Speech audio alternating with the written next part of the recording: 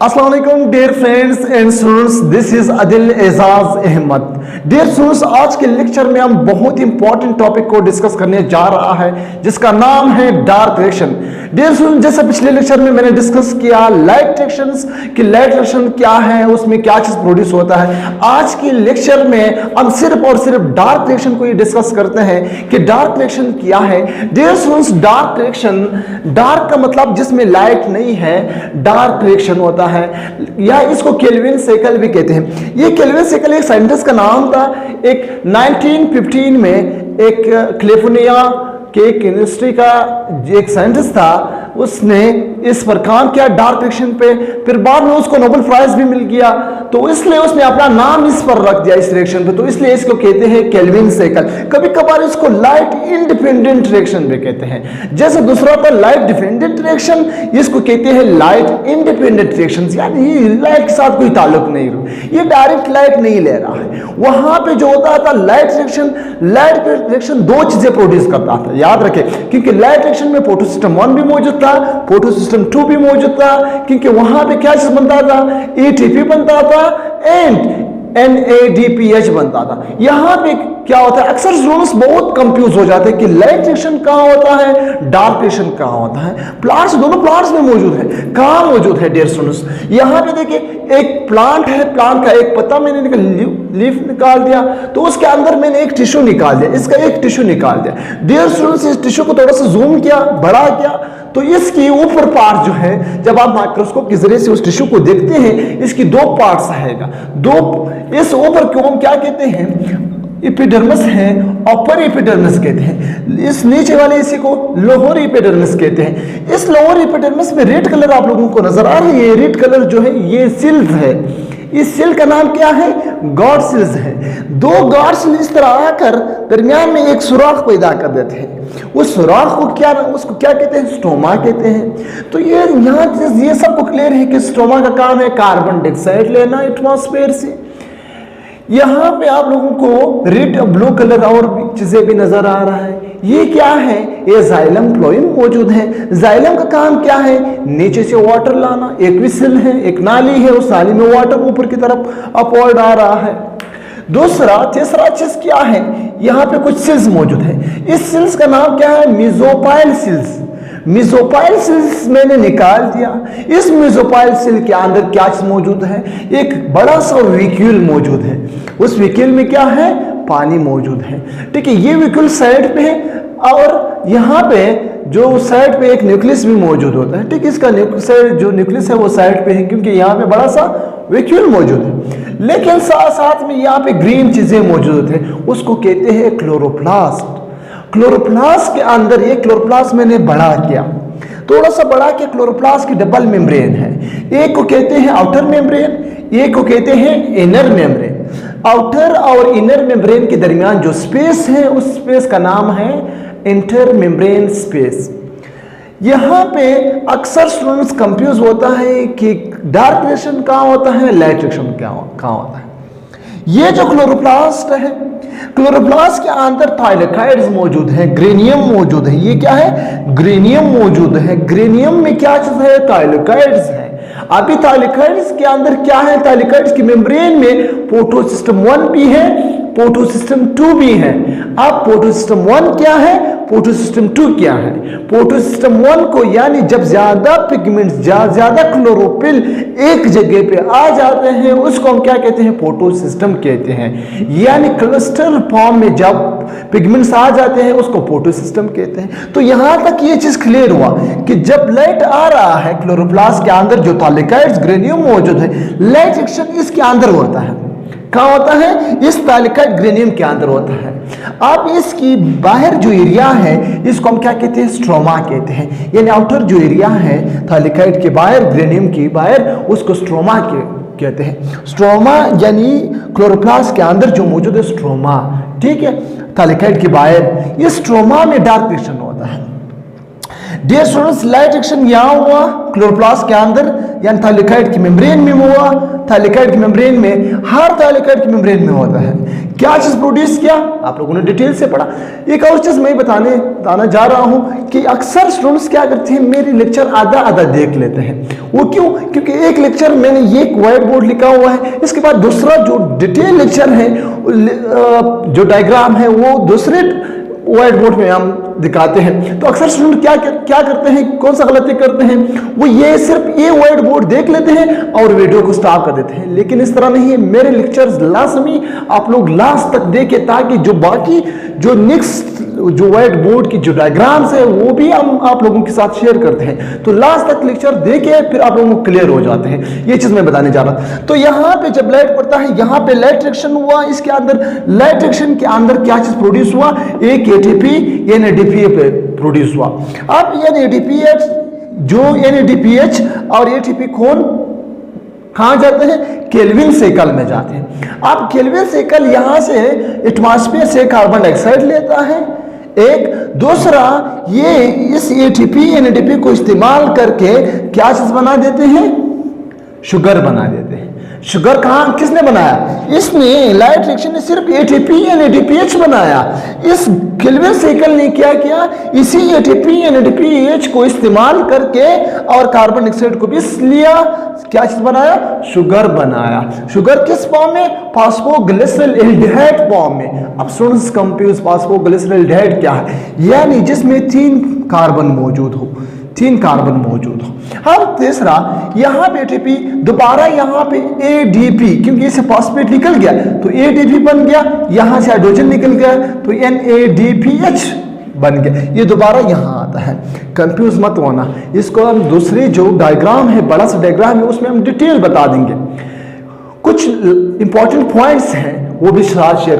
Kelvin cycle do not need direct energy from sunlight. एक point, Kelvin cycle direct energy नहीं ले रहा है सनलाइट से।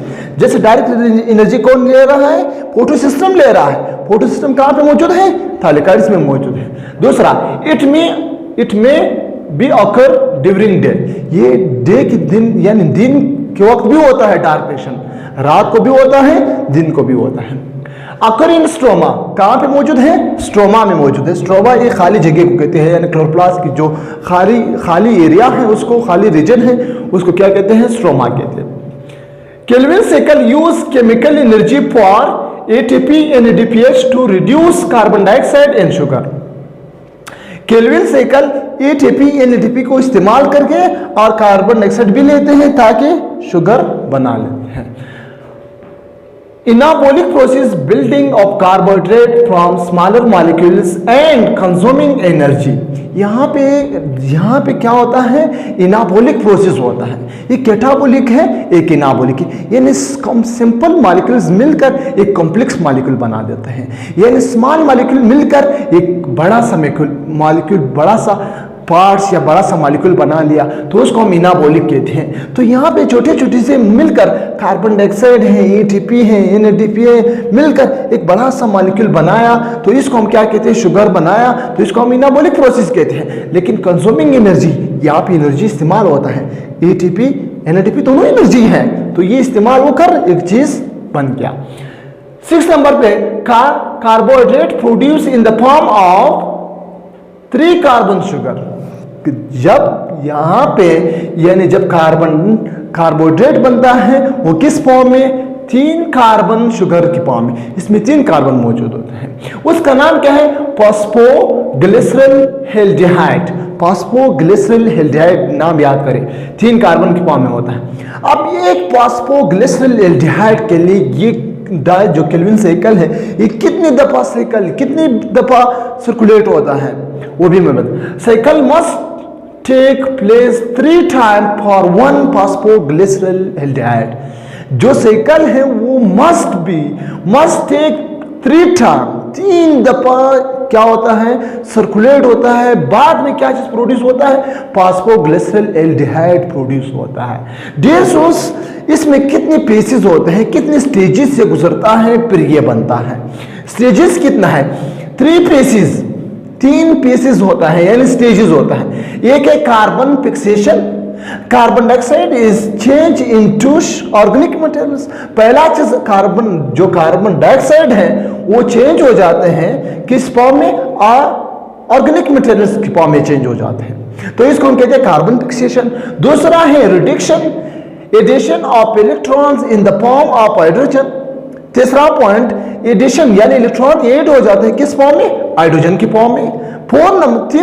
3 नंबर पे क्या है? रीजनरेशन। रीजनरेशन द बायोफॉस्फेट यानी बायोफॉस्फेट जो मौजूद होते हैं वो दोबारा रीजनरेट हो जाते हैं। डियर फ्रेंड्स यहां तक क्लियर है। अब इसका जो बड़ा सा डायग्राम है उसको हम शेयर करते हैं। क्लियर हो जाते हैं कि कहां पे कार्बन फिक्सेशन होता है और कहां पे रिडक्शन होता है और कहां पे रीजनरेशन होता है। जैसे मैंने कहा कि जब डार्क रिएक्शन होता है, डार्क रिएक्शन की तीन फेसेस होगा। पहला है कार्बन फिक्सेशन, दूसरा है उसमें रिडक्शन और तीसरा है रीजनरेशन। तो ये 3 फेसेस कहां होता है और कैसे होता है वो भी आप लोगों को क्लियर हो जाता है। डार्क रिएक्शन में डियर स्टूडेंट्स, डार्क रिएक्शन जो होता है बगैर लाइट होता है, वो डायरेक्ट लाइट नहीं ले रहा है, वो भी क्लियर हो जाता है कि किस तरह। जैसा आप लोगों ने पढ़ा कि लाइट रिएक्शन क्या चीज प्रोड्यूस कर रहा है? एटीपी एंड NADPH प्रोड्यूस कर रहा है। वो तो आप सबको पता है कि ATP NADPH कौन प्रोड्यूस कर रहा है? वो लाइट रिएक्शन में पैदा हो रहा है। वही NADPH और ATP कहां यूज होता है? वो डार्क रिएक्शन में होता है। डार्क रिएक्शन भी कहां पे मौजूद है? स्ट्रोमा में मौजूद है। अब कैसे होता है डियर स्टूडेंट्स? सबसे पहले यहां पे कार्बन डाइऑक्साइड स्टोमेटा के जरिए से जब इनहेल हो रहा है प्लांट्स के अंदर चले जाते हैं, वही कार्बन डाइऑक्साइड यहां पे मौजूद है।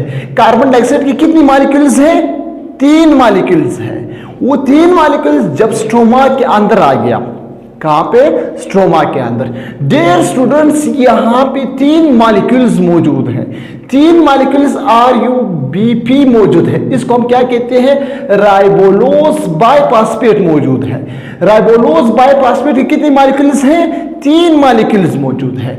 अब 3 मॉलिक्यूल्स यहां से अंदर आ गया, ये मॉलिक्यूल्स इस मॉलिक्यूल्स के साथ ऐड हो जाते हैं, ज्वाइन हो जाते हैं। ये 3 मॉलिक्यूल्स हैं, ये भी 3 मॉलिक्यूल्स हैं। एक एक कार्बन किसके साथ अटैच हो जाता है? इस मॉलिक्यूल्स के साथ। 3 मॉलिक्यूल्स है, 3 मॉलिक्यूल्स हर एक के साथ कितने अटैच हो जाते हैं? एक एक। तो यहां पे 5 कार्बन है, राइबोलोज में 5 कार्बन है और 2 फॉस्फेट है, इसलिए इसका नाम है राइबोलोज बाइफॉस्फेट। जब इसके साथ एक एक और कार्बन अटैच हो जाते हैं तो 6 कार्बन बन जाते हैं। ये अटैच कौन कर रहा है? ये भी दिमाग में रखे डियर स्टूडेंट्स। यहाँ पे एक एंजाइम है, जिस एंजाइम का नाम है रूबिस्को एंजाइम। रूबिस्को एंजाइम ये बहुत जो प्रोटीन है ये बहुत कॉमन बॉडी में बहुत ज्यादा भी मौजूद होते हैं प्लांट्स के अंदर। ठीक है, ये क्या कर रहा है? ये इसने कार्बन डाइऑक्साइड यहाँ पे इसके साथ अटैच किया। जब अटैच हुआ तो यहाँ पे फॉस्फेट हर 6 मॉलिक्यूल्स बन गया। 6 मॉलिक्यूल्स बन गया। कितनी? यहाँ पे 3 मॉलिक्यूल्स हैं लेकिन 6 कार्बन की 3 मॉलिक्यूल्स। पहले 5 कार्बन की 3 मॉलिक्यूल्स थी, अब 6 कार्बन की 3 मॉलिक्यूल्स बन गए। ये जो है स्विटेबल नहीं है, ये खुद ब खुद क्या हो जाते हैं? डिवाइड हो जाते हैं, सेपरेट हो जाते हैं। तो ये एक फॉस्फेट 3 कार्बन इस साइड पे, एक फॉस्फेट 3 कार्बन उस साइड पे चले जाते हैं। यहां पे जब कार्बन इसके साथ ऐड हुआ, इसको हम कार्बन फिक्सेशन कहते हैं। ये तो क्लियर है कि जब कार्बन एंटर होता है वो इस मॉलिक्यूल्स राइबोलोज बाइफॉस्फेट के साथ अटैच हो जाते हैं। इस प्रोसेस को हम क्या कहते हैं? कार्बन फिक्सेशन कहते हैं। कौन कर रहा है? रूबिस्को एक एंजाइम है, वही कर रहा है। ये डिवाइड हुआ, एक मॉलिक्यूल में 6 कार्बन है, 2 फॉस्फेट डिवाइड हुआ तो इस एक मॉलिक्यूल से 2 फॉस्फेट, लेकिन 3 मॉलिक्यूल्स है तो कितने मॉलिक्यूल्स बनता है? यहाँ पे 6 मॉलिक्यूल्स बन गया डियर स्टूडेंट्स। 6 मॉलिक्यूल्स, ये डिवाइड हुआ 6 मॉलिक्यूल्स बन गया। ये तो थोड़ा सा कंफ्यूजन है क्योंकि यहाँ पे 3 मॉलिक्यूल्स का है, 3 मॉलिक्यूल्स, हर मॉलिक्यूल्स में 6 कार्बन है। जब डिवाइड हुआ, एक मॉलिक्यूल डिवाइड हुआ तो इस 2 बन गया। अगर 3 डिवाइड हो जाते तो कितना बनता है? 6 बनता है। तो ये 6 बन गया। यहाँ पे हर एक में, एक मॉलिक्यूल्स में एक फॉस्फेट है, 3 कार्बन है। इसको हम कहते हैं फॉस्फोग्लिसरेट एसिड। इसमें क्या चीज मौजूद है? कार्बोक्सिल ग्रुप मौजूद होते हैं। ये पॉइंट आप लोग दिमाग में रखें, कार्बोक्सिल ग्रुप मौजूद है यहाँ पे, कार्बोक्सिल। अब यहाँ पे एटीपी ऐड हो जाते हैं। कितने? 6 मॉलिक्यूल्स हैं, हर मॉलिक्यूल के साथ एक एक एटीपी अटैच हो जाते हैं, यानी एक एक फॉस्फेट इसके साथ अटैच हो जाते हैं। तो यहाँ पे 6 मॉलिक्यूल्स हैं, 6 मॉलिक्यूल्स के साथ कितनी एटीपी यूटिलाइज हुआ, 6 एटीपी यूटिलाइज हुआ। अब यहां पे हर मॉलिक्यूल के साथ 3 कार्बन है, उसके साथ पहले एक फॉस्फेट था, तो जब 3 एटीपी आया, हर एक के साथ कितने फॉस्फेट अटैच हुआ? 2 फॉस्फेट अटैच हुआ। अब ये बन गया 6 मॉलिक्यूल्स तो हैं, लेकिन हर मॉलिक्यूल के साथ 2 फॉस्फेट है। इसका नाम है 1,3 बाइफॉस्फेट ग्लिसरेट। इसका मतलब एक फॉस्फेट पहले के साथ है, एक फॉस्फेट तीसरे नंबर कार्बन के साथ अटैच है, तो इसलिए इसके कहते हैं 1,3 बाई का मतलब 2 फॉस्फेट ग्लिसरेट बन गया। अब यहां तक क्लियर है कि यहां पे 6 मॉलिक्यूल्स, हर मॉलिक्यूल्स में 2 फॉस्फेट मौजूद है। अब ये जो है, ये क्या होता है, फर्दर जाकर इसमें 6 NADPH भी अटैच हो जाते हैं। कितने? 6 NADPH अटैच हुआ, तो इसके साथ हाइड्रोजन भी ऐड हुआ, वहां पे कार्बन फिक्सेशन हुआ। मैंने कहा रिडक्शन का मतलब क्या है? द एडिशन ऑफ हाइड्रोजन या the addition of electrons, the removal of oxygen is called reduction. तो यहां पे इस NADPH से हर मॉलिक्यूल के साथ एक हाइड्रोजन ऐड हो जाता है, वहां से फॉस्फेट रिलीज हो जाता है, फॉस्फेट जो है वो रिमूव हो जाते हैं। तो ये 6 मॉलिक्यूल इस NADPH के हैं, या फिर 6 मॉलिक्यूल्स हैं, हर एक के साथ एक हाइड्रोजन अटैच हुआ, तो एक नया मॉलिक्यूल्स बन गया।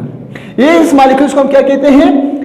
फॉस्फोग्लिसरल एल्डिहाइड कहते हैं। ये हम कह सकते हैं 3 कार्बन शुगर भी कह सकते हैं, 3 कार्बन शुगर भी कह सकते हैं। ये बन गया कितने? एक के साथ एक फॉस्फोग्लिसरल, लेकिन कितने मॉलिक्यूल्स हैं? 6 मॉलिक्यूल्स बन गया। अब ये 6 मॉलिक्यूल्स जब बन गया, तो इस मॉलिक्यूल में से एक इस साइड पे आ जाते हैं, और जो रह गया 5 मॉलिक्यूल्स वो दोबारा उस तरफ चले जाते हैं। ये जब बन गया 1 मॉलिक्यूल फॉस्फोग्लिसरेट के साथ जब बन गया, ये पॉइंट और याद रखिए डियर स्टूडेंट्स, एक फॉस्फोग्लिसरेट के लिए ये साइकिल कितनी दफा होता है? 3 दफा होता है। डियर स्टूडेंट्स एक बार फिर सुन ले, ये जो फॉस्फोग्लिसरेट ऑफ ग्लूकोज जो हम कहते हैं, 3 कार्बन ग्लूकोज जो हम कहते हैं, इस एक ग्लूकोज एक फॉस्फोग्लिसरेट के लिए कितना दफा साइकिल होता है? 3 दफा होता है। ये 7 मैंने 1 दफा बताया है, लेकिन 3 दफा। एक ग्लिसरॉल बन गया। अब यहाँ पे दोबारा क्या होता है? 5 मॉलिक्यूल्स है। अब 5 मॉलिक्यूल्स दोबारा क्या होता है? इस 5 मॉलिक्यूल से दोबारा क्या चीज बनता है? राइबोलोज बाइफॉस्फेट बनता है। किस तरह बनता है? यहां पे भी थोड़ा सा एटीपी यूटिलाइज होता है। यहां पे जो 5 मॉलिक्यूल्स हैं, ये 5 मॉलिक्यूल्स इस तरह है।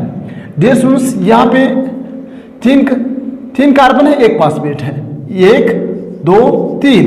ये एक मॉलिक्यूल है, इसके साथ एक और है, 2 3 4 एंड 5 मॉलिक्यूल है, 5 मॉलिक्यूल। अब क्या होता है? पहले ये 2 आपस में बॉन्ड बना लेते हैं, 2 बन गया, 1 2 3 4 5 6 बन गया, लेकिन फिर भी काम नहीं चलता। फिर ये मॉलिक्यूल्स जो होते हैं 6, 3 ये है, 3 ये है और 3 ये, कितने मॉलिक्यूल है? क्योंकि ये किस तरह पर चला गया, 5 रह गया, 5 मॉलिक्यूल्स रह गया इसका। अब ये 2 अटैच हो तो 6 बन गया, 3 अटैच हो तो 9 बन गया।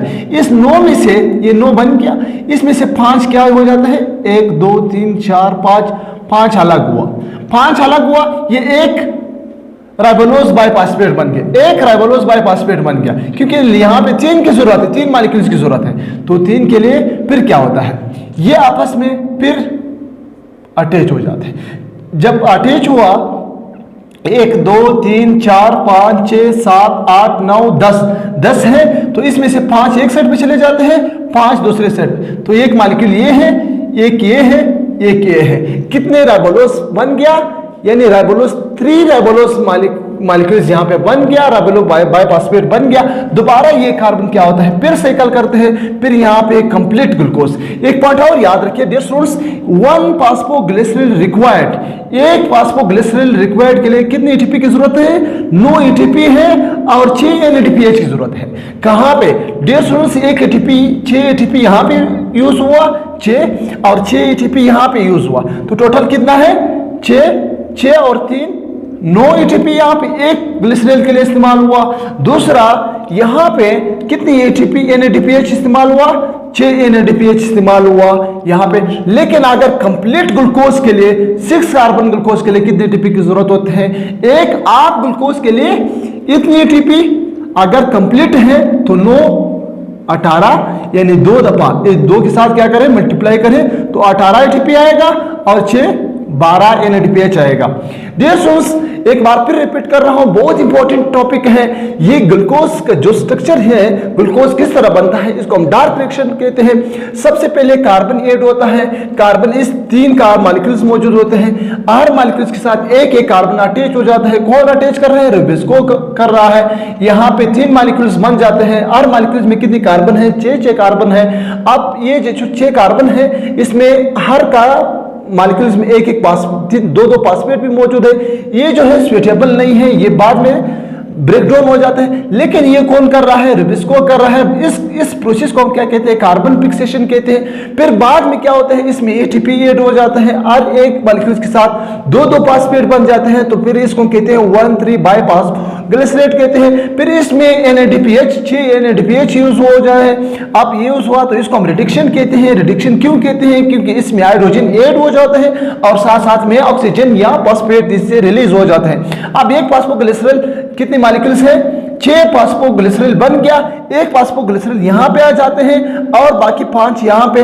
5 से दोबारा क्या चीज बन जाते हैं, 3 मॉलिक्यूल्स बन जाते हैं। इसको हम क्या कहते हैं, रीजनरेशन कहते हैं। डियर स्टूडेंट्स, यहां पे एक और चीज बहुत इंपॉर्टेंट है। अक्सर स्टूडेंट्स कंफ्यूज हो जाते हैं कि इसका जो स्ट्रक्चर है वो स्ट्रक्चर किस तरह है। यहां पे मैंने ऑलरेडी इसका स्ट्रक्चर भी बनाया है। यहां पे 3 मॉलिक्यूल से एक मॉलिक्यूल्स का मैंने यहां पे जो स्ट्रक्चर है वो भी बनाया है। 1 2 3 4 5 कार्बन है। 5 कार्बन यहां पे एक फॉस्फेट अटैच है, साथ में कार्बन हाइड्रोजन है, ऑक्सीजन है और कार्बोक्सिल ग्रुप हाइड्रोक्साइल मौजूद होते हैं। ठीक है, यहां पे तो यहां पे एक फॉस्फेट ये है, एक फॉस्फेट ये है, तो इसमें 2 फॉस्फेट है और 5 कार्बन है, इसलिए इसको कहते हैं बाई फॉस्फेट। ठीक है, बाई फॉस्फेट कहते हैं, यानी राइबोलोज बाई फॉस्फेट। ये एक शुगर है जिसमें 2 फॉस्फेट मौजूद है। एक और चीज है, यहां पे थोड़ा सा कैमरा इस तरफ करें कि यहां पे दूसरे का जो स्ट्रक्चर है वो किस तरह है, 3 फॉस्फोग्लिसरेट। 3 का मतलब यानी 3 के साथ फॉस्फेट अटैच है। ग्लिसरेट जहां पे भी है उसमें 3 कार्बन मौजूद होते हैं।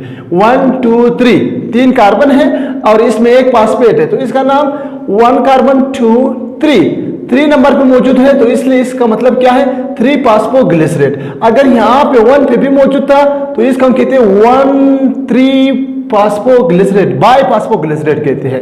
ठीक है, एक और चीज है, यहाँ पे 1 2 3 सिर्फ फॉस्फेट यहाँ पे नहीं है, सिर्फ 3 कार्बन है और इसके साथ हाइड्रोजन और हाइड्रोक्साइल मौजूद है, तो इसका नाम है ग्लिसरल हेल्डिहाइड मौजूद होते हैं। डियर स्टूडेंट्स, बहुत इंपॉर्टेंट टॉपिक था, थोड़ा सा कॉम्प्लेक्स था लेकिन बहुत इंपॉर्टेंट है। पहले चीज आप लोग दिमाग में रखें कि इसमें 3 पीसेस होता है। पहले डार्क रिएक्शन कहाँ होता है, डार्क रिएक्शन वो है जिसमें लाइट हिस्सा नहीं ले रहे हैं डायरेक्टली।